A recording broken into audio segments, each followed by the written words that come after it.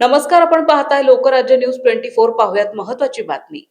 पुणे शहरातील नवले पूल परिसरातील आंबेगाव बुद्रुक येथे चालणाऱ्या देह व्यापाराचा गुन्हे शाखेच्या पथकाने पर्दाफाश केला आहे। या धडक कारवाईत पोलिसांनी तब्बल 9 पीडित महिलांची सुटका केली असून 2 जणांना बेड्या ठोकल्या आहेत। अनैतिक मानवी वाहतूक प्रतिबंधक कक्षाला 20 जुलै रोजी आंबेगाव बुद्रुक येथील साई किरण लॉज गॅलेक्सी लॉज येथे महिलांकडून देह व्यापार करून घेतला जात असल्याची गुप्त माहिती मिळाली होती। या माहितीच्या आधारे पोलिसांनी आधी बनावट ग्राहक पाठवून खातरजमा केली आणि त्यानंतर थेट लॉजवर धाड टाकली।